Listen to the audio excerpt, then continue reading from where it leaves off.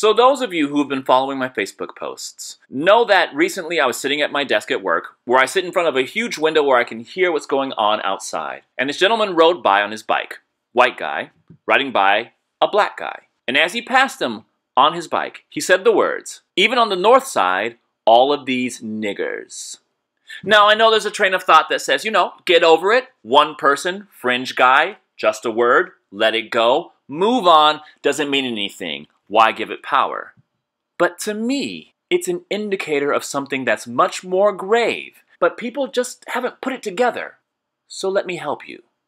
In the category of job creators, we have people like Donald Sterling, where it's not so much what he said, it's what he implied.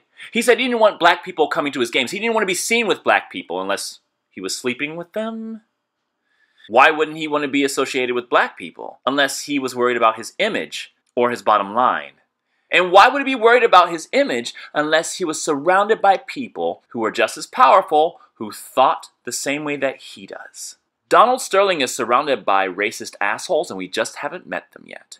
Then you have people like Paula Deen, who thought it was great to have a plantation party in 2011 where the guests were all white and all the workers were black. There's a Memphis, Tennessee cotton gin supervisor who threatened to hang his black workers if they ever touched the whites-only water fountain again.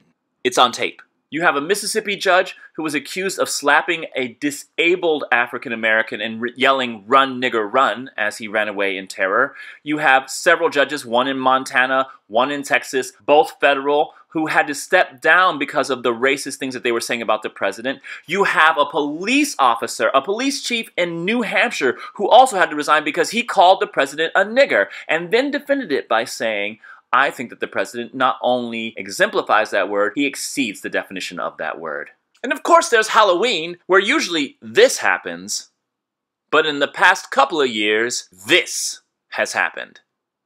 One of those incidents coming from Julianne Hough, who's a celebrity and should know better. Not to mention the officials, policymakers, pundits, and staff members, most of whom from the Republican Party, who have sent out emails, Facebook posts, tweets, and the like about the president, his wife, and their children only based on their race. It's not my imagination. I'm not making it up.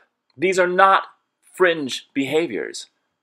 These are the people who create our laws, interpret our laws, and enforce our laws that are espousing this shit. These are people who are supposed to be inspiring our students, not discouraging our students, that are espousing this shit. These are people who are supposed to be representatives of everything good about America, who are espousing this shit.